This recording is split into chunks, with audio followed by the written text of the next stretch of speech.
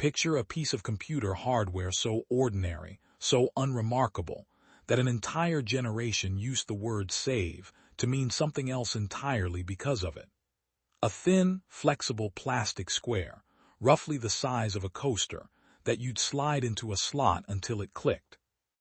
Every piece of software you owned as a kid, every game, every word processor, every operating system, arrived on a small stack of them, sometimes a dozen or more, that you'd feed into your computer one after another, waiting, watching a little light blink while the machine chewed through data at a pace that feels almost comedic today. You'd hear that faint mechanical whir and click as the drive head sought across the surface, and if you were unlucky, you'd hear a far worse sound, the disk drive grinding uselessly, unable to read a sector, and you'd know, with a sinking feeling, that whatever you'd been working on for the last 3 hours might be gone for good. The floppy disk icon is still, right now, sitting on your screen every single time you open a piece of software and see the button for save. A symbol so universally recognized that most people using it today have never actually held the physical object it's based on. It shaped an entire era of personal computing, gave software an industry, gave hackers a black market medium, gave millions of people their first tactile understanding of what it meant to have a file. And here's the part almost nobody knows. IBM didn't build it to store your homework, your novel, or your video games. IBM built it to solve one incredibly narrow, unglamorous internal problem: how to get instructions into a mainframe computer without sending a technician across the country with a box of magnetic tape. To understand why IBM needed to invent anything at all, you have to understand what a computer restart looked like in the mid-1960s, because it bears almost no resemblance to anything a modern computer user has ever experienced. IBM's mainframe computers, the room-sized machines that ran the back offices of banks, insurance companies, and government agencies across the country, didn't simply turn on the way a laptop does today. Every time one of these massive systems restarted, the low-level instructions that told the machine's controller hardware how to actually function, what engineers called microcode, had to be reloaded from scratch into memory, because that memory was the kind that lost everything the instant the power went off. Engineers referred to this reload process, somewhat clinically, as initial control program load, and it happened not once in a great while, but routinely every time a system needed servicing or an update. And in the mid-1960s, the standard way to reload that microcode was with magnetic tape, or worse, punched cards, stacks of stiff paper cards with patterns of holes representing data, physically fed one at a time through a reader, a process that could eat up long stretches of a technician's day for what was, functionally, a fairly small amount of information. Both methods were slow. Both were bulky. Both required trained technicians and specialized equipment, and if a customer's system in Ohio needed a microcode update, IBM often had to physically ship reels of tape or boxes of cards across the country and have someone qualified load them incorrectly, then confirm the update had actually taken before anyone could trust the machine again. It was, by any measure, an absurd amount of friction for what was, conceptually, an extremely simple task: get a small amount of essential data from IBM's factory into a customer's machine, reliably, cheaply, and fast. In 1967, IBM's San Jose Research Laboratory, the same facility that, a decade earlier, had already pioneered the hard disk drive with a room-sized machine called RAMAC, was given a deceptively modest assignment. Alan Shugart, the division's direct access storage product manager, tasked an engineer named David L. Noble with finding a cheaper, lighter, more reliable way to load microcode into the controller for an upcoming disk storage system, the IBM 3330, codenamed internally Merlin. The goal, as IBM engineers themselves described it decades later, wasn't visionary in the slightest. They wanted something inexpensive enough that the company could mail it directly to customers along with routine software updates for a few dollars apiece, something a service technician could carry in one hand instead of hauling in reels of magnetic tape. Nobody in that meeting was thinking about word processors, or video games, or the idea that ordinary people might someday own personal computers at all. They were thinking about the extremely unglamorous, extremely specific logistics problem of getting a small amount of code from a factory in California into a mainframe sitting in a bank's back office in Cleveland, without needing to send a person along with it. Noble's team spent years chasing that narrow goal through a genuinely strange and winding process of trial and error. Noble himself experimented with an almost comically wide range of physical media before settling on anything close to what would eventually become the floppy disk. Trying adapted RCA 45 RPM phonograph records, magnetic disks etched with grooves like a vinyl record, tape cartridges, even dictating belts borrowed from office recording equipment. None of it quite worked. Records skipped and wore out under repeated use. The grooved magnetic disks proved mechanically fussy and unreliable, and the cartridges were still too bulky and mechanically complex to hit the price and simplicity targets IBM had set. It's worth pausing on that list for a moment, because it says something important about what real invention actually looks like from the inside. Not a single flash of inspiration, but a methodical, sometimes almost absurd-sounding survey of every remotely plausible existing technology, tested and discarded one after another until something finally clicked. What the team eventually landed on was something genuinely novel, a thin, flexible disc of mylar plastic coated in magnetic oxide, sealed permanently inside a square protective jacket that the disc itself could spin freely within, never fully removed from its housing, protected from fingerprints, dust, and scratches by a design nobody had quite built before. One of the team's engineers, Warren Dalziel, is generally credited as the lead inventor of the actual drive mechanism itself, the electromechanical system that would spin the disk and read magnetic patterns off its surface. But even after Noble's team had a working prototype disk, they ran headlong into a problem that sounds almost absurdly mundane and turned out to be genuinely difficult to solve. The disk kept collecting dust and debris inside its own protective jacket as it spun, degrading the readable data with every rotation, quietly corrupting the exact microcode the whole project existed to deliver reliably. The solution came from two other engineers on the project, Ralph Flores and Herbert Thompson, who eventually took over the effort after Noble moved on to other work. Their fix wasn't a breakthrough in magnetic recording science or disk mechanics. It was something almost embarrassingly simple once you hear it described. Lining the inside of the disk's protective jacket with a soft, non-woven fabric liner that continuously wiped the surface of the spinning disk clean as it rotated, brushing away dust and debris in real time with every single revolution. Alan Shugart himself, reflecting on the project decades later, put it bluntly, that fabric lining was the thing that finally made the whole system actually work reliably. It's a genuinely small, almost invisible piece of engineering, a felt liner inside a plastic jacket, and it's also, in its own quiet way, the exact kind of unglamorous, iterative problem-solving that defines nearly every real invention story. Once you strip away the mythology and look at what the engineers actually spent their days doing.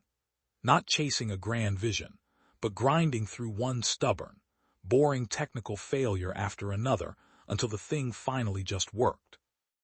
IBM shipped the first units of that system, internally codenamed the Minnow, in 1971, an 8-inch flexible disk drive, holding a modest 80 kilobytes of data, roughly equivalent to about 3,000 punched cards worth of information, and it was, crucially, read-only in the field. Customers and technicians could load microcode and diagnostic data off the disk, but they couldn't write new information onto it themselves. That capability stayed inside IBM's own manufacturing process. It was, by any measure, a wildly modest achievement compared to what the technology would eventually become. 80 kilobytes is, to put it in perspective, a modern viewer can actually process less data than a single low-resolution photograph, less than the length of this very paragraph rendered as plain text several times over. A rounding error next to the gigabytes any modern phone camera burns through in a single afternoon of casual photos. Nobody at IBM in 1971 was popping champagne over having built the future of personal computing. They had solved exactly the problem they'd set out to solve: a cheap, light, reliable way to load microcode into a controller. And as far as most of the engineering team was concerned, that was the entire story.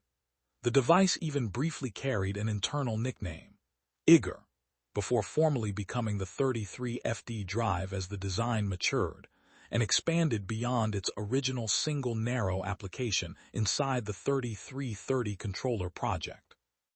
Warren Dalziel, the drive's lead inventor, said something decades later that captures the genuine, unglamorous humility of the entire project better than almost anything else on record. He had no idea how important the floppy disk would become, or how widespread its use eventually was. That's not false modesty dressed up for a retrospective interview. It's an honest description of what it actually feels like to solve a narrow internal engineering problem, without any idea that you've just built a piece of infrastructure an entire industry doesn't exist yet to use. Compare that to the way founders and inventors are so often portrayed after the fact, in tidy documentaries and inspirational keynote speeches, as though they always secretly suspected the scale of what they were building, quietly nursing a grand vision the rest of the world just hadn't caught up to yet. Dalziel's own words push back directly against that comfortable myth. IBM wasn't trying to invent a general-purpose consumer storage medium.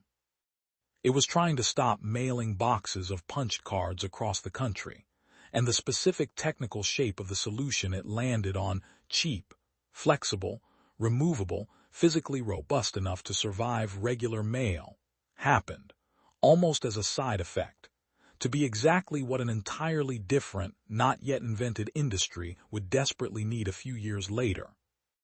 That different industry arrived faster than almost anyone expected, and it arrived largely because of one man who had, by that point, already left IBM.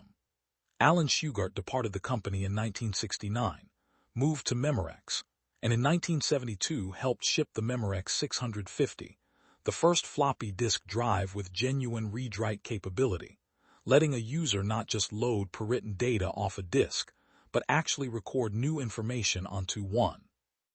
That single technical leap changed the entire character of what a floppy disk could be. A read-only disk is a distribution medium, useful for one company shipping preset data to its own customers. A read-write disk is something closer to a blank canvas, a portable, reusable, genuinely personal storage medium that any individual user could fill with whatever they wanted, then carry to another machine entirely, hand to a friend, mail to a colleague, or lock away in a drawer as a backup.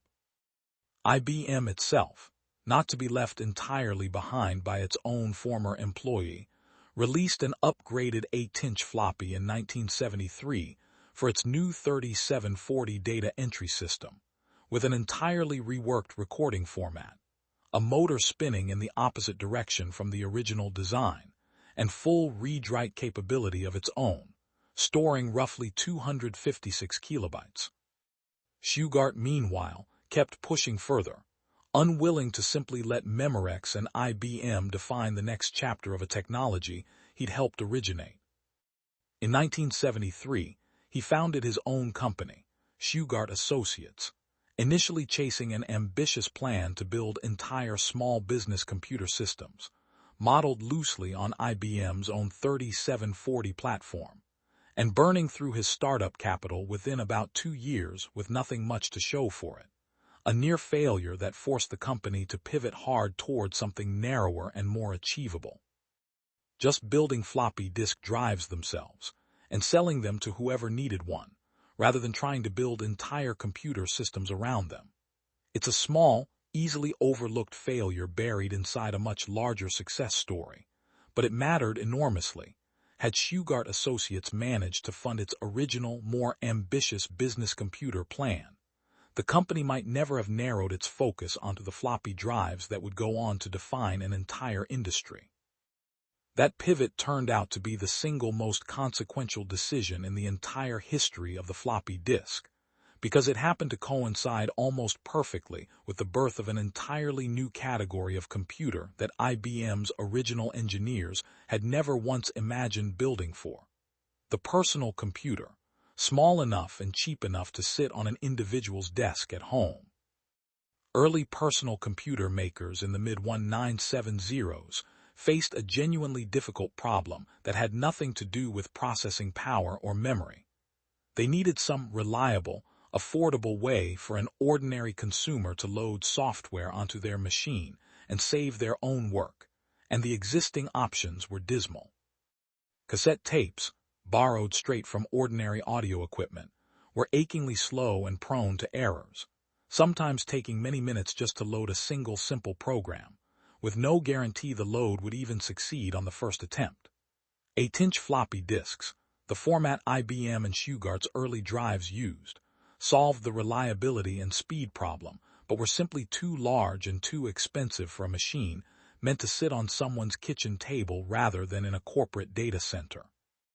The solution to that size problem arrived through one of those small, almost accidental moments of industry folklore that keep showing up throughout the entire history of computing hardware, the kind of story that sounds too neat to be true and yet keeps happening anyway. According to accounts from people who were actually in the room, executives from Wang Laboratories, working on an early desktop word processing system, sat down with Shugart Associates representatives at a bar in Boston to hash out exactly what size a smaller, more consumer-friendly floppy disk should be. Wang had already decided the standard 8-inch floppy was simply too large for the compact desktop machine they were designing, but nobody had a blueprint or a formal spec sheet handy to define exactly how much smaller it should actually be. According to Jim Porter, who worked at a competing floppy disk manufacturer at the time and later became a respected industry analyst, the two sides settled the question, quite literally, using a cocktail napkin sitting on the table between them, tracing out a size of roughly 5¼ inches, the physical dimensions of the napkin itself becoming the template for an entire industry standard almost by accident. Porter's account has Wang's team telling Shugart's engineers something close to, "We don't actually know if there's a real market for this, but build us a diskette this exact size anyway," and carrying that napkin back to California to hand to the actual engineers who would spend the next several months turning a bar napkin sketch into a manufacturable product. In December 1976, Shugart Associates formally introduced that 5¼ inch minifloppy, initially storing around 110 kilobytes. Smaller, cheaper, dramatically more practical for a machine meant to live in someone's home rather than a corporate machine room. What followed was a period of explosive, almost frantic adoption that transformed a niche mainframe accessory into the single defining storage medium of an entire computing generation. By 1978, more than 10 separate manufacturers were producing their own versions of the 5¼ inch drive, each one racing to squeeze more storage capacity and reliability out of the same basic format, competing on price and speed the same way rival factories once competed to build the fastest steam engine. In 1977, Apple released the Apple II with dual 5¼ inch floppy drives supplied directly by Shugart Associates, a company, worth noting, founded entirely by former IBM engineers, meaning that the very personal computer revolution frequently credited to Silicon Valley visionaries was, quite literally, running on hardware built by people who had learned their craft inside the same corporate research labs that had originally built the floppy disk to solve a completely unrelated mainframe logistics problem. Through the late 1970s and deep into the 1980s, the 5¼ floppy became the default medium for practically everything. Operating systems, word processors, spreadsheets, and an explosion of video games that arrived on discs decorated with hand-drawn cover art, sold in specialty computer stores and, increasingly, ordinary retail shelves next to board games and record albums. Capacity kept climbing alongside adoption.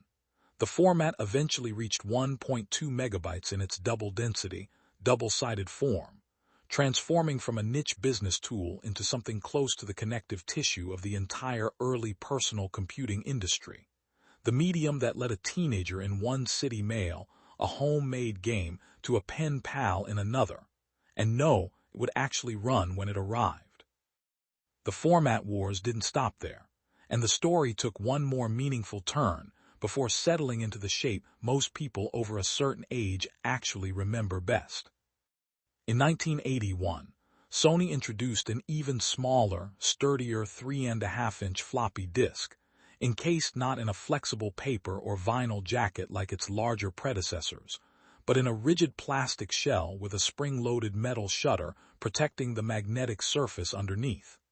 Genuinely more durable, more pocket-friendly. Resistant to the kind of casual bending and creasing that could permanently ruin a 5¼ disc left carelessly on a desk or slid into a backpack next to a textbook. You could drop it, sit on it, leave it in a coat pocket through the wash, and it would often survive completely unscathed, something no 5¼ disc owner could ever count on. Apple, IBM, and Microsoft all eventually adopted the 3.5-inch format across their major product lines through the mid to late 1980s, and it became, for an enormous swath of an entire generation, simply what a floppy disk meant: the compact, colorful, satisfyingly clicky rectangle that got fed into a slot on the front of a beige computer tower, holding an entire game, an entire school report, an entire small business's accounting records, on a single 1.44 megabyte disk. And then, almost as suddenly as it had exploded onto the scene, the entire industry the floppy disk had helped create began quietly outgrowing it. Software kept demanding more storage than a floppy could reasonably hold. A modern game or operating system by the mid-1990s might require a dozen or more separate floppy disks just to install, an increasingly absurd, error-prone ritual of swapping disk after disk in and out of a drive, praying that none of them had developed a bad sector somewhere in the stack. Watching the installer helpfully ask you to insert disk 11 of 14, and hoping you'd kept them all in the right order. CD-ROMs, capable of holding hundreds of times more data on a single disk, began replacing floppies as the default software distribution medium through the 1990s, collapsing an entire shelf of floppy disks into one shiny, lightweight circle of plastic.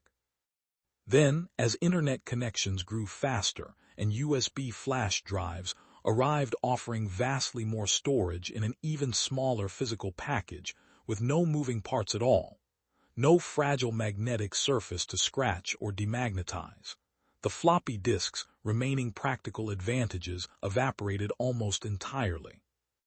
Computer manufacturers began quietly dropping floppy drives from new machines altogether around the early 2000s, and within just a few more years, an entire storage medium that had defined personal computing for roughly 2 full decades had essentially vanished from ordinary consumer use, surviving mainly in specialized industrial equipment, some voting machines, and for a surprisingly long time.